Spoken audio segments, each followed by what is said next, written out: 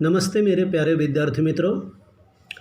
आज हम हिंदी लोक भारती 9वीं कक्षा दूसरा इकाई का तीसरा पाठ इनाम ये लेने वाले हैं। इसकी विधा है हास्य निबंध। विद्यार्थियों, इस पाठ की लंबाई कुछ ज़्यादा होने की वजह से इसे हमने 2 भागों में विभाजित किया है। आज हम भाग पहला शुरू करने जा रहे हैं। पाठ शुरू करने से पहले इस पाठ के जो लेखक है अरुण, यहाँ परिचय दिया हुआ है उनका जन्म, परिचय और प्रमुख कृतियाँ और गद्य संबंधी हास्य व्यंग्यात्मक निबंध। इसकी विशेषता है किसी विषय का तार्किक बौद्धिक विवेचनापूर्ण लेख निबंध है। हास्य व्यंग्य में उपहास का प्राधान्य होता है। उपहास यानी एक मजाक उड़ाने की भावना और ताना मारा जाता है इसमें बातों बातों में। प्रस्तुत पाठ में लेखक ने रेफ्रिजरेटर का आधार लेकर समाज की विभिन्न विसंगतियों पर हास्य के माध्यम से करारा व्यंग्य किया है। विद्यार्थी मित्रों, जैसा कि मैंने कहा पाठ बड़ा है। इस पाठ में जो कहानी है इसे अच्छी तरह से समझ लेने के लिए पात्र परिचय जान लेना अत्यावश्यक है। देखिए, इसमें लेखक का परिवार है। इसमें पहला पात्र है स्वयं लेखक अरुण जी, दूसरा है उनकी पत्नी विमला, तीसरा पात्र है उनका लड़का हेमंत और चौथा पात्र है उनकी लड़की अमिता। हेमंत और अमिता मासूम बच्चे हैं, ज़्यादा उनकी उम्र नहीं है। लेकिन जो अन्य पात्र है गली मोहल्ले में पास पड़ोस में रहने वाले, वो भी उतने ही महत्वपूर्ण है, क्योंकि इस पाठ की जो कहानी है वो इन सब के इर्द गिर्द बुनी हुई है। देखिए, पड़ोसी दीनदयाल, जिसे बच्चे ताऊ कहते हैं। दूसरा पात्र है लकीर का फ़कीर। अगला है कुड़मगज। उसके बाद जला भुना। उसके बाद देखिए शक्की, फिर बिगड़ा दिल, शांति बुआ, चमनलाल, कैलाश, दिनेश, रामानुज, चक्रवर्ती और रमा। इनमें से कुछ नाम अगर छोड़ दिए जाएं तो बाकी जो नाम है, जैसे कि लकीर के फ़कीर, कुड़मगज, जला भुना, शक्की, बिगड़ा दिल, ये तो किसी का वास्तव में नाम नहीं होता, लेकिन उनके स्वभाव के अनुसार उन पर व्यंग्य करते हुए लेखक ने उनके ये नाम रखे हैं। अब हम आते हैं पाठ की ओर। पाठ का नाम इनाम। देसी कंपनी ने रेफ्रिजरेटर बनाया और उसकी प्रसिद्धि के लिए विदेशी विज्ञापन अपनाया। भारत भर में प्रतियोगिता का जुगाड़ किया। सवाल था, इस रेफ्रिजरेटर को खरीदने के क्या 7 लाभ है। 1 अप्रैल को फल निकलना था। जिस या जिन प्रतियोगी का उत्तर कंपनी के मुहरबंद उत्तर से मेल खा जाएगा, उसे या उन्हें एक रेफ्रिजरेटर मुफ्त इनाम दिया जाएगा। बात ऐसी है कि अखबार में एक विज्ञापन छपा, उसमें ऐसा लिखा हुआ था कि फलाने रेफ्रिजरेटर को खरीदने के बाद उनके क्या 7 लाभ हो सकते हैं। तो जो भी कोई बुद्धिमान व्यक्ति होगा या चिकित्सक होगा, वो क्या करेगा, अपना जवाब भेजेगा और जो 7 लाभ है वो 7 लाभ पहले ही कंपनी के पास एक मुहरबंद, यानी बिल्कुल मुहर लगाकर बंद किए हुए एक लिफाफे में बंद है। उन जवाबों से अगर भेजने वाले व्यक्ति के उत्तर मेल खा गए तो उसे इनाम के रूप में एक रेफ्रिजरेटर दिया जाएगा, बिल्कुल मुफ्त इनाम के रूप में। समझ गए ना। तो इस प्रकार ये पूरे भारत भर में प्रतियोगिता का जुगाड़ किया गया। ये एक मुहरबंद लिफाफा है। मान लो कि इसमें कंपनी ने पहले से ही उस रेफ्रिजरेटर के इस्तेमाल करने से क्या क्या बड़े फ़ायदे होते हैं, 7 प्रकार के वो पहले ही बंद करके रखे हैं। ये है वो प्यारा सा रेफ्रिजरेटर, है ना। अब केवल इंतज़ार था 1 अप्रैल को जो उसका रिज़ल्ट आना था कि पता नहीं वो कौन सा भाग्यवान है जिसे वो रेफ्रिजरेटर इनाम के रूप में मिलने वाला है। भारत में धूम मच गई, पूरे भारत भर में इसकी धूम मच गई है। मेरे विचार से इतने उत्तर अवश्य पहुँचे कि उनकी रद्दी बेचकर एक रेफ्रिजरेटर के दाम तो वसूल हो गए होंगे। यहाँ पर भी लेखक ने व्यंग्य किया है, हास्य का भी निर्माण किया है। अब देखिए, हर व्यक्ति ये चाहता है कि मैं 7 जवाब लिखकर भेजूँगा और अगर वो कंपनी के जवाब से मेल खा गया तो मुझे इतने 10, 15, 20 हज़ार रुपये वाला रेफ्रिजरेटर आराम से मेरे घर आ जाएगा और मुझे प्रसिद्धि भी मिलेगी। हज़ारों की संख्या में उन्होंने वो जवाब भेजे और ये भी हो सकता है कि फ्रिज बनाने वाली कंपनी वालों के पास इतनी रद्दी जमा हो गई कि वो अगर बेच दी जाए तो उसकी कीमत में रेफ्रिजरेटर आराम से ख़रीदा जा सकता है। ये व्यंग्य आप समझो अच्छी तरह से। लॉटरी खुलने वाले दिन से पहले वाली रात थी। अब हम लेखक के परिवार की बात करते हैं। समझ लीजिए कि कल लॉटरी का परिणाम आने वाला है और उसके पहले वाली दिन की ये रात है। हम सब बाहर छत पर लेटे थे। हेमंत ने कहा, पिताजी हम रेफ्रिजरेटर रखेंगे कहाँ? पत्नी ने उत्तर दिया, क्यों, रसोई में जगह कर लेंगे, यानी किचन में हम जगह बना लेंगे। क्यों जी, तुमने बिजली कंपनी में दरख्वास्त भी दे दी है? दरख्वास्त मतलब अर्जी, प्रार्थना पत्र। घरेलू पावर चाहिए उसके लिए। हो सकता है कि लेखक के घर में घरेलू पावर का इंतज़ाम न हो। अब जब फ्रिज आ रहा है तो घरेलू पावर तो चाहिए। तो पत्नी ने याद दिलाया। मैं मुस्कुराकर बोला, तुम तो ख्याली पुलाव पका रहे हो, यानी तुम कल्पना की दुनिया में विचरण कर रही हो। पता नहीं फ्रिज आएगा भी या नहीं आएगा, मानो किसी ने तुम्हें टेलीफोन पर खबर कर दी हो। हमारे टेलीफोन तो तुम ही हो, पत्नी ने मस्का लगाया, यानी झूठी झूठी तारीफ कर दी। जैसे टेलीफोन पर सारी दुनिया की खबरें मिल जाती है, उसी प्रकार लेखक की पत्नी को अपने पति द्वारा यानी लेखक अरुण द्वारा सारी दुनिया की खबरें मिल जाती है। इसलिए मजाक में अपने पति के लिए उन्होंने टेलीफोन शब्द का प्रयोग कर दिया है और उनकी झूठी तारीफ कर दी है। वो आगे कहती है, इतने अच्छे लेखक के होते हुए कौन जीत सकेगा? फिर अरुण बोला, पर ये क्या पता, मैंने अपने कंपनी के उत्तरों से मिलते उत्तर लिखे हो। अच्छा जी, अब हमसे उड़ने लगे, यानी हमसे भी अब आप बात छिपाने लगे। उस दिन खुद कह रहे थे कि कंपनी के पास लिखा लिखाया कुछ नहीं है, ये तो जिसका उत्तर सबसे अच्छा होगा उसे इनाम दे देगी। रेफ्रिजरेटर का विज्ञापन हो जाएगा और लाभ छांटने के लिए किसी एक्सपर्ट को रखना पड़ता और उसके पैसे अलग बचेंगे। यानी कुछ दिन पहले लेखक ने ऐसा बताया था कि ये केवल कंपनी की चाल हो सकती है। कैसी चाल? कि पहली बात तो ये कि कंपनी के पास इसके कोई मतलब फ्रिज इस्तेमाल करने के जो 7 लाभ है वो तो होंगे ही नहीं, है ना। वो केवल फ्रिज का विज्ञापन करना चाहते हैं, है ना, मराठी में जिसे हम जाहिरात कहते हैं, उसका विज्ञापन करना चाहते हैं। और वो लाभ छांटने के लिए अगर कोई विशेषज्ञ यानी एक्सपर्ट रखना पड़ता तो उसे कंपनी वालों को अलग तनख्वाह देनी पड़ती, वो भी पैसे आराम से बच जाएंगे। ये उन्होंने युक्तिवाद किया। वो तो समय समय पर दिमागी लहरें दौड़ती है, यानी वो तो तब की बात थी, अरुण ने बताया, अर्थात लेखक जी ने बताया। अमिता ताली पीट पीट कर बोली। देखिए अमिता लेखक की लड़की ये छोटी सी, पिताजी मैं रोज़ आइसक्रीम खाया करूँगी। हेमंत ने कहा, मैं बर्फ़ के क्यूब चूसूँगा। बेचारे भोले भाले बच्चे क्या जाने उन्हें फ्रिज मिलने वाला है या नहीं, वो तो बस अपनी दुनिया में मगन है। अमिता कहती है कि मैं तो हर दिन आइसक्रीम खाया करूँगी, फ्रिज में जमाएंगे हम।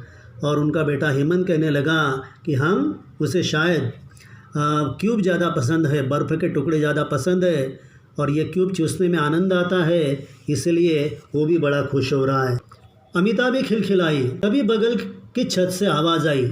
समय रात का था, चारों ओर शांति थी और ये उनके जो संवाद चल रहे, जो वार्तालाप चल रहे, अरुण जी, उनका बेटा हेमंत, उनकी लड़की अमिता या फिर उनकी पत्नी विमला, ये वार्तालाप पड़ोसी उन्होंने सुन ली।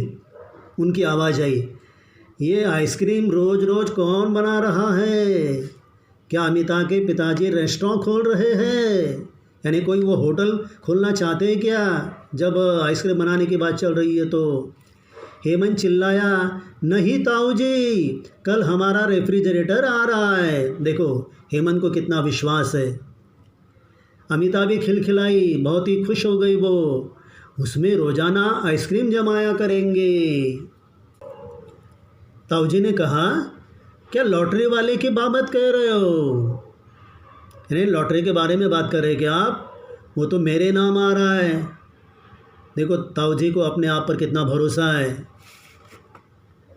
मैंने नम्र स्वर से पड़ोसी दीनदयाल को पुकारा, क्या आपने भी उत्तर भरकर भेजा है?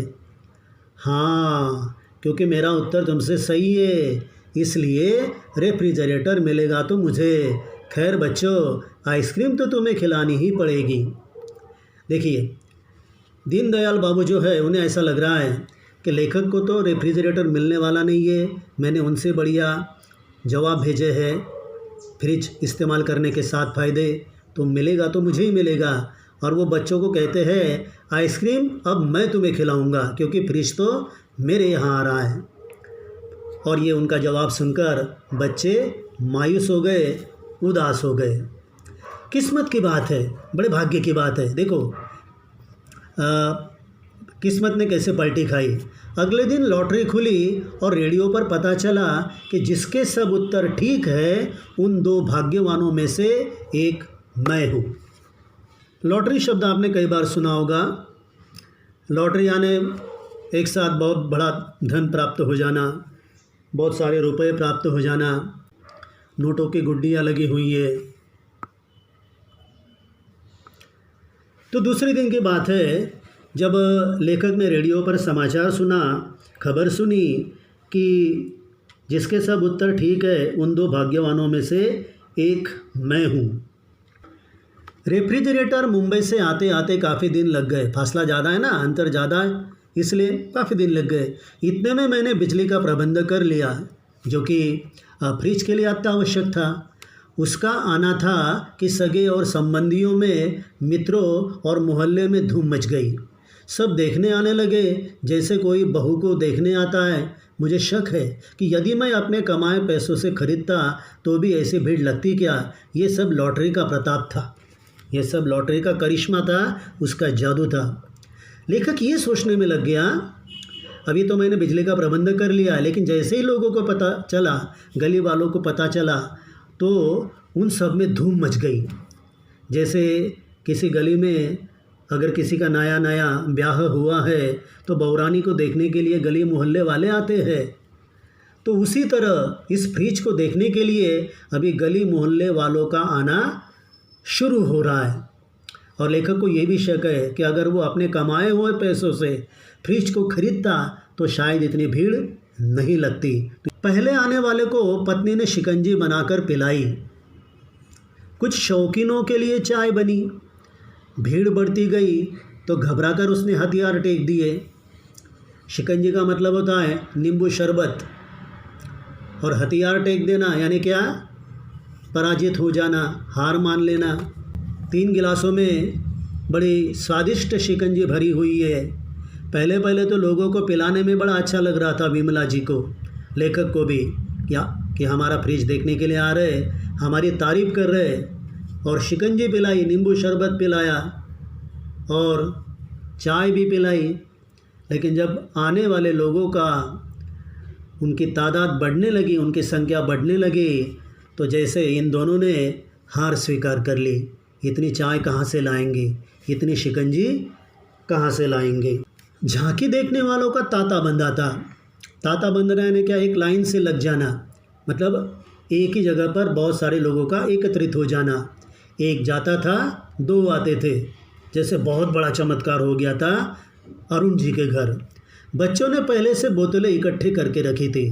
बच्चे समझदार थे कि जब हमारा फ्रिज ही आ रहा है तो सबसे पहले फ्रिज में क्या चाहिए, ठंडा ठंडा मीठा मीठा पानी पीने के लिए पानी की बोतलें।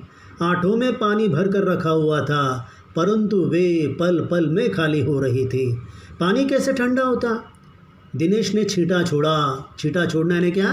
ताना मारना, उपहास करना, व्यंग्य करना। अबे ये तो पानी को गर्म बना रहा है, बोतलों में ठंडा पानी है। देखिए, बोतलों में पानी भरने के बाद कुछ समय के लिए जब तक वो फ्रिज में नहीं रखी जाएगी तब तक वो ठंडी भला कैसे होगी, उसका पानी ठंडा कैसे होगा। देखिए यहाँ पर तो लोग फटाफट आ रहे और उन्हें पानी पिलाया जा रहा है, तो वो तो ठंडा होगा ही नहीं। अभी रखा 1 मिनट पहले और कोई आया तो ठंडा पानी कैसे पिलाएंगे? फ्रिज है, कोई जादू की मशीन तो है नहीं ना। विद्यार्थी मित्रों, मैं आपको एक बात बताना चाहूँगा। जब मैंने आपको इस पाठ के पात्र बताए थे, लेखक का परिवार, वो पात्र छोड़कर जितने भी पात्र हैं ये सब गली मोहल्ले में रहने वाले और लेखक से ईर्ष्या करने वाले पात्र हैं। किसी ने भी खुले मन से तारीफ नहीं की कि आपके घर फ्रिज आ गया, हमें बहुत खुशी हुई। किसी ने भी ऐसा नहीं कहा, सब जलीकटी बातें सुना रहे। अब देखिए ना, दिनेश की बात क्या आपको उचित लग रही है? अबे ये तो पानी को गर्म बना रहा है, यानी उस फ्रिज में कोई मिस्टेक है क्या? मैं हंसकर बोला, भीड़ नहीं देखी, हम खुद गर्म हो रहे हैं। पानी रखे मुश्किल से 1 मिनट हुआ होगा। लेखक को समझाना पड़ा। अगला पात्र देखिए, लकीर की फकीर बोली। अभी लकीर की फकीर का मतलब होता है अंधविश्वासी, पुरानी बातों पर चलने वाला। क्या बोली वो? क्यों बेटा, किस देवी की मान्यता मानी थी, हमें भी बता दे, है ना।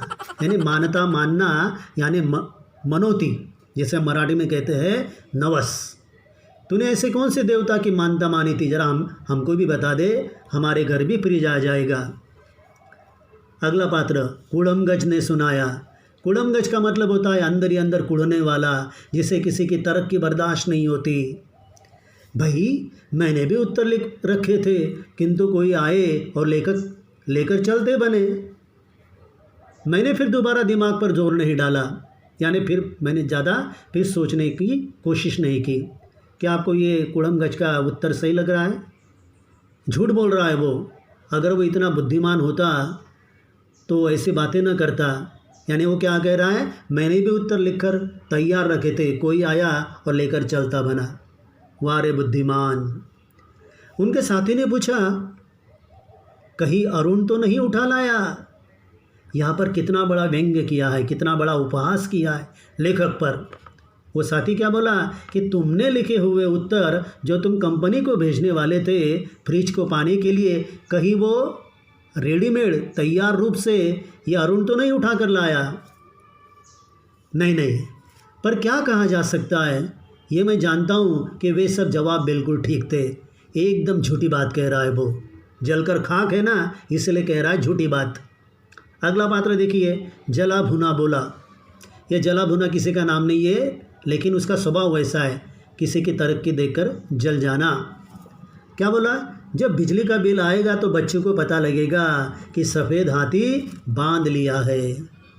अरे तू जा अपने घर, तुझे क्या लेना देना, फ्रिज उसके घर आया है, जितना बिल आएगा भरने की जिम्मेदारी उसकी है ना, अरुण जी की।